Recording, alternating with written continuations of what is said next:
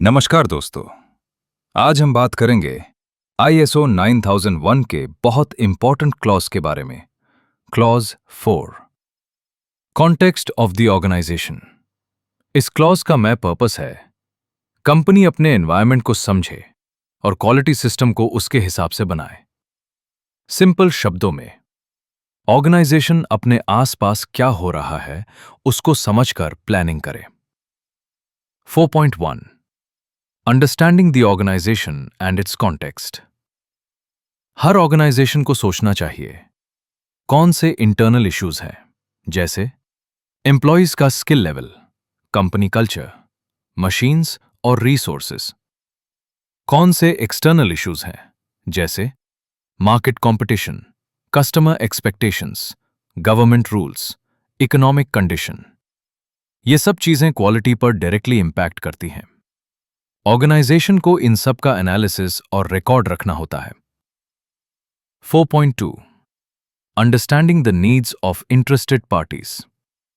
अब सवाल यह है, इंटरेस्टेड पार्टीज कौन होती हैं, जैसे customers, employees, suppliers, government authorities, share holders. हर पार्टी की कुछ एक्सपेक्टेशंस होती हैं।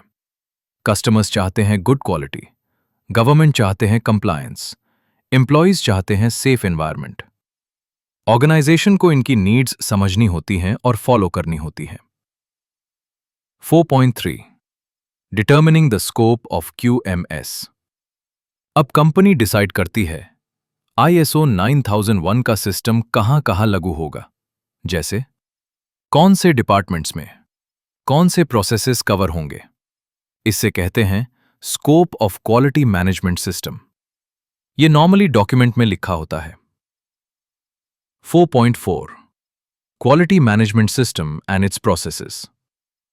अब लास्ट पार्ट में ऑर्गेनाइजेशन QMS बनाती है, प्रोसेसेस डिफाइन करती है, सीक्वेंस समझती है, रिस्पॉन्सिबिलिटीज असाइन करती है और इंश्योर करती है कि हर प्रोसेस कंट्रोल में हो, कंटिन्यूअस इंप्रूवमेंट हो।